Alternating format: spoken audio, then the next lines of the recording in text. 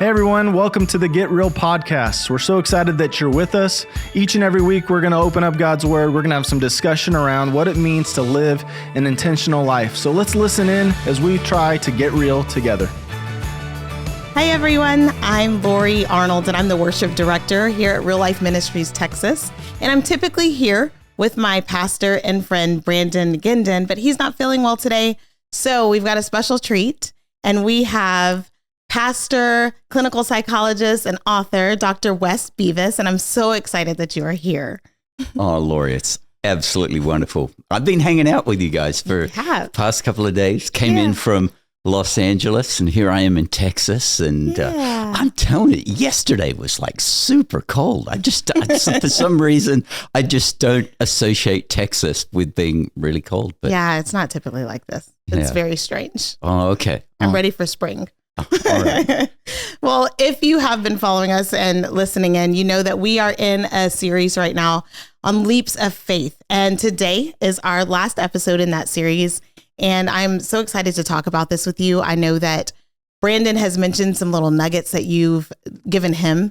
And it's brought up things even in my life. I think about my life. And even this morning, I was thinking about how many just leaps of faith and even steps of faith that I have taken. And I feel like that is my life kind of. So I feel like it's like one thing after another. Like every now and then it gets pretty still and calm for a little bit, but there's always something that comes that I've got to make a leap of faith or a step of faith.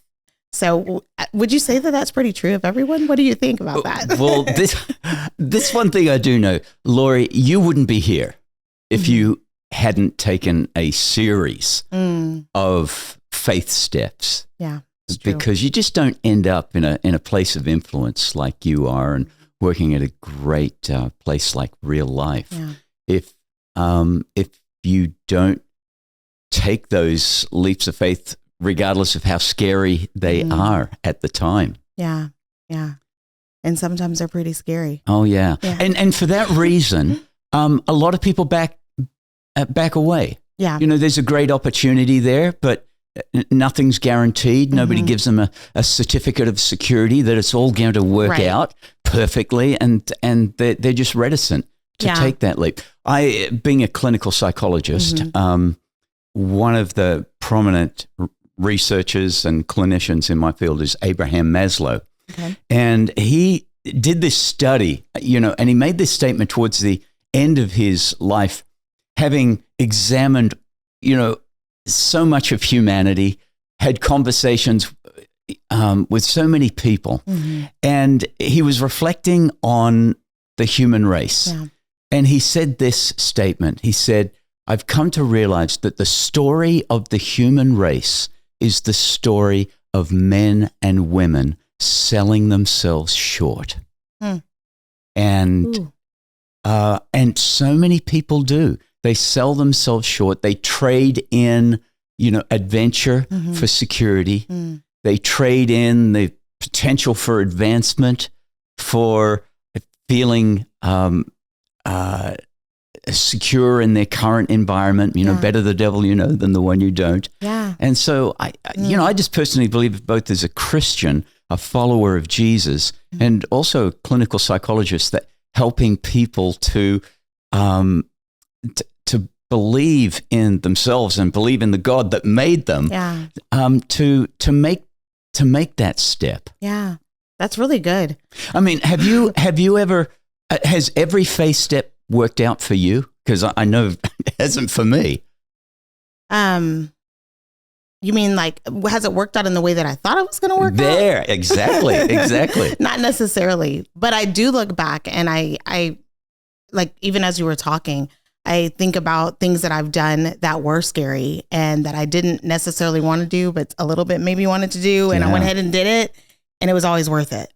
Oh, absolutely. It was always worth it. I mean, that is the, one of my favorite scripture verses is Hebrews 10:39, where it says, "We are not of those who shrink back and are destroyed, but of those who believe and are saved." And I know that's speaking to salvation, but I think God is revealing something much greater than that. Yeah. the expansion of our lives requires that step of believing. Yeah. And if you're not willing to believe, you're going to end up living a very small life. Yeah. How does the saying go? Fear will make your world small. Which is, I've seen it happen where people, they don't take the leap of faith. They don't take the step into the unknown. They resist that realm of uncertainty, and they think, well, I'll just, stay the same. No. If you're not growing, you're shrinking. Yeah, that's good. Somebody said it this way. You don't grow old. You're old when you stop growing. And the growth is in taking a leap into the realm of uncertainty. Yeah. I don't know how this is going to work out. Yeah. Nobody's guaranteeing me anything except God is saying, I will be with you. Yeah. Even though I walk through the valley of the shadow of death, I need not fear because you are with me. Yeah. So bottom line in making the big step, making the big leap, it's like, well, I hope this works out according to my grand design. But the backup plan God is awesome of bringing good things out of tough things that eventuate. Yeah. I know I've shared before about this, but I remember this time when we were on a staff retreat in Idaho, and I am not a swimmer. Apparently I can swim if there's a wasp flying towards me, says my husband, because I took off and just swam across the pool one day. But anyway, we were on this retreat, and we're in the mountains. Brandon might not say it was a cliff. I would say it was an absolute cliff. But anyway, I had the urge to just jump off of it into the water like my friends did it. They did it. It looked like so much fun. And I just sometimes get these wild hairs, and I'm like, I got to do it, and I got to do it now, or else I'm never going to do it again. I just know me, like it's got to happen now. And so I'm a bit of a risk taker. I'm also very cautious at the same time. But when those moments happen, I try to like seize the moment and go for it. And so I started walking up towards that cliff, and I was like, I'm doing this. And I remember Judy and Lisa were like, Lori, what is she doing? She can't swim. But my friends were down there in the water. And I knew, I was like, if I don't come up like fast enough, they're going to come and get me. Yeah. And even you talking about just Jesus, God being with us. I think that's the thing that sometimes I know I forget, and I need to be reminded of, like, I am not alone, because it can feel very alone. Yes. And I can feel very afraid of whatever it may be. But in that moment, I know I used to say when I was growing up, like, I need Jesus with skin on, and meaning I wanted somebody, in front of me that was representing him, to like, it'd be great to have Jesus with skin on. I know he exists, but I want to see him right here, And in that moment when I jumped off that cliff into the water, that was kind of what my friends were to me. It was like Jesus with skin on. I knew that I had help. I knew that I was going to be okay. And I did. I jumped in, and I'm here today to tell you that I had an amazing time. But there was fear involved, but at the same time, I knew that I wasn't alone and that I was going to be okay. And so I think that's critical that we remember we are not alone as believers. Yes.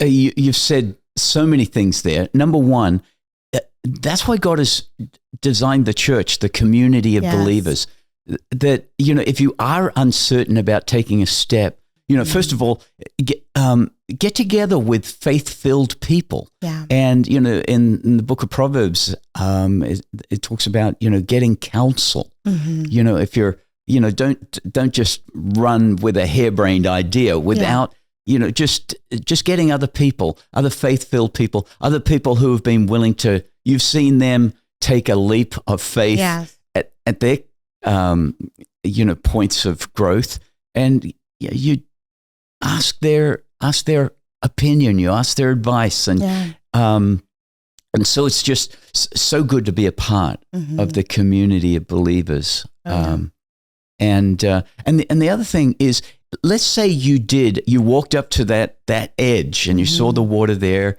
and you saw that your friends were down there, ready to swoop in and make sure that you surfaced. Let's say you walked up to that edge and then you went, no, I can't do it. Yeah. And you walk back. Then what you've done is put a constraint on your life. As somebody who does a lot of work in the neuroscience area, how the brain is wired. In that moment, had you not taken the leap of faith, you would have been reinforcing a fear mechanism in your brain. Yeah. And, what gets reinforced, you get more of. So, and even, because what you've told yourself, what you've told your brain is, I don't believe enough that I would make it. I don't believe that my friends down there could save me. Yeah. I don't believe that, I'm able to swim at all. And so when you back away from an opportunity like that, you're reinforcing that fear mechanism. Now, obviously there's another side to this. You're not going to get out of your car, in Wyoming if there's a grizzly bear crossing the road and try and take a selfie with it. I mean, because the Bible also talks about, if you lack wisdom, you should ask. And anybody would say, okay, that's not a leap of faith. That's a leap of being stupid. Right. So, but on the whole, when you analyze it, you look at, other people who've taken similar leaps, and you've thought, if I give in to my fear, then I'm just reinforcing a life of, whenever I'm feeling uncomfortable about moving out of my comfort zone, I'm cooperating with fear. And the more you cooperate with fear, the more you build a bond with it, and then you do end up being, like Abraham Maslow said, the story of your life is a story that you sold yourself short. Wow, that's good. I don't want to be there. No, that's good. I think we're all we're all going to get to heaven and realize that we probably could have stepped out in faith more. Yeah. But it's like, why don't we? It's the uncertainty. Yeah. We as humans, it's the craziest thing. We crave novelty, new things, and that's why these ideas pop into our head, because there's something in our brain that craves a new experience, that wants not to be bored. Yeah. But then at the same time, there's a part of our brain that resists the uncertainty, because that's scary. I don't want to embarrass myself. I don't want to fail. It's good. Yeah. So Brandon's mentioned before about something that you talk about when somebody is taking that leap of faith and what's actually happening when they are doing that. And something about your foot being on the ground. There's something that happens in the space between your foot being on the ground and the destination. Can you tell us a little bit about that? If I said that properly. No, I get it. Let me use an analogy. I've got a great friend, Pastor Mark Pomeroy. He's in Perth, Australia. He wrote a book called In Between the Trapezes.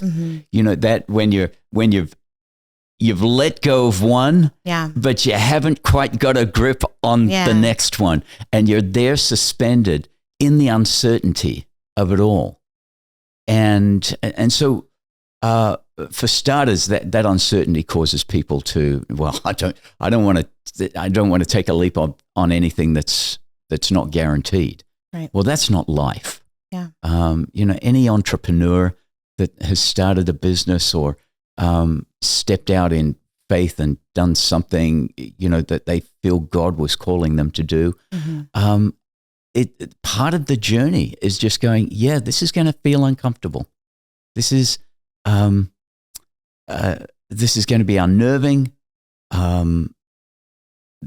This could be really embarrassing if I fall on my face, and but it's at that point that it's where your belief mechanism and more than belief, it's faith. Because what is faith? Faith is acting on your belief.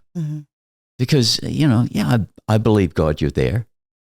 Well, faith is letting go of one trapeze, not having a firm grip on the next one. Yeah. That's faith. It's like, I believe, God, that something of you is compelling me to take this leap. And I believe that within me is a strength, a divine strength that comes from you when I trust in you. Right. But I also believe if I do fall, you'll help me get back up again. Yeah. And I just think, the thing, Lori, about the life of faith is it's like a muscle. Yes. The more you use it, the stronger it gets. Absolutely. And you get the benefit of history. Yeah. Like you can go, well, I stepped out in faith here, and here, and here. And 4 of the 5 worked out better than I thought. Yeah. 1, I fell flat on my face, but God even redeemed that. Yeah. And so I can't even call that a failure. So your history of God being faithful in every leap is that helps too in the journey. It's like, okay, this is a bigger one than I've ever taken before, but I've survived every one of them before. Yeah. So would you say, because what I'm feeling right now while you're talking about this is I'm remembering a specific moment when I was scared to do something that I was called to do. And I did it, but I did it pretty scared and I didn't do it well. And I've recently been asked to do it again. But now I look back and I'm like, I learned from that. And I want to do it again because I want to do it well. Because I know that I can do it, not because I can do it, but I know He is with me. Yes. And I know that He has equipped me to do it. And so would you say that it's a choice? It's a choice that we've got to make? Absolutely.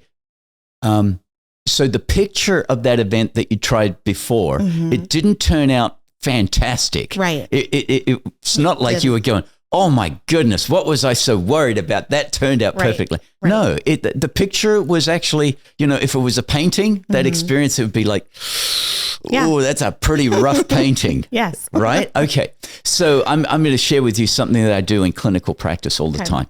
Life, we throw ourselves into situations and, we hope for the painting to turn out perfectly, but often it doesn't. And so we look back, and depending on how we look at that painting, determines how we feel. Now, if you put, and I always tell my patients this, the painting is what it is. Most times you can't change that, but you have absolute control over what type of frame you put around that painting. Okay. So you can put the frame around it that will highlight all the dark spots, all the embarrassing. So you can put a frame that really, brings out those tones and those colors. Yeah. And if you look at the picture and you framed it up that way, where it just really amplifies the not so great parts of the picture, then you're going to look at it and you go, ooh, I don't want to go back there again. But here's the beauty of it. And especially with God, we get to choose a faith frame to put around that picture. Okay. And so what you just said was like, it didn't turn out perfectly last time, but I saw the hand of God in how He redeemed it. And now I'm thinking, I can have another go at that. Yeah. And so you've put a faith frame around that picture. So you look at the picture, and a faith frame is like, yeah, you didn't get it perfectly. You didn't thread the needle, magnificently. But I grew. Yeah. I grew through going through that experience. And so I'm going to try that again. And I'm going to learn. I'm going to take with me some of the things I learned from doing it last time. Yeah. But I'm not going to let the failure components or the little embarrassing components grab the microphone and start dictating how I should live my life. Yeah. I'm going to let faith, that faith frame around that picture, I'm going to let that have the microphone. Yeah. And the faith frame says, wow, because that faith frame is like, it can be, bedazzled, with jewels here, and it draws your attention to certain colors, and so the faith frame draws your eyes to factors like, well, hey, I grew from taking that leap. Yeah. And I discovered, that God was there even when it wasn't working out perfectly. Yes. Yeah. And so I encourage everybody, it's like we've got no guarantee how the painting is going to, finish up. And so, but hey, we've got every control over how we frame the picture. And that can make all the difference. Yeah, that's great. And in fact, the frame, if you make the frame so big and so interesting, the frame can actually be more, draw your attention more than the actual picture itself. Yeah, that's true.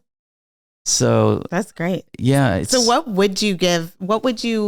A word of encouragement or a next step for somebody who is stuck on that ledge? And what's the next step in taking that leap of faith? What word of encouragement would you give them?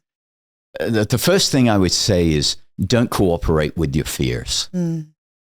Because your fears at that point, and it's absolutely human. It's not a lack of faith. It's not a lack of intellect. It's not a lack of ability. It's just a fear response. And God has actually given us a fear response. It's really appropriate for certain situations. Like if you get awoken in the middle of the night and you have the distinct smell of smoke and you hear the fire alarm beeping, then God has given us a fear response to jolt our muscles into action. That's adrenaline, to start infusing our body with the hormone cortisol, which helps us keep really focused in the moment on what's important. And that fear response actually helps us to gather up the kids and safely get our way out of the house. Yeah. And that's why, once we're outside of the house, we can, sometimes we have to sit down because we've run so much adrenaline and cortisol through our system that our system needs to readjust. So don't be afraid of fear, because sometimes, the fear response is the right response in certain specific situations. Right. But just be afraid of cooperating with fear so much, because the price for that is you getting to the end of your life thinking, wow, I played it too safe. Yeah. So the growth zone is always outside of the comfort zone. So that's good. Don't go it alone. Be a part of a faith community. Yeah. Let people in on it so they can be praying for you and encouraging you and giving you wise counsel. Yeah. But that would be, hey, don't cooperate with fear.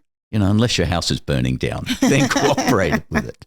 That's great. I thank you so much for being here. I know I will go back and listen to this again just for all of the little things that you have taught me and reminded me in this small amount of time. So thank y'all for tuning in. Thanks for listening. Thanks for watching. I hope that you gleaned as much as I did from this episode with Dr. Wes. We thank you for being here. Lori, it's been a pleasure. Hey, thanks for joining us on the Get Real podcast today. My hope each and every week is that you're able to take the content, apply it to your life, that it becomes more of who you are and less of what you do, and that we live an intentional life together. If you're interested in supporting the work of ministry here at Real Life Texas, we'd like to invite you to do that by going to reallifetexas.org/give and supporting us today.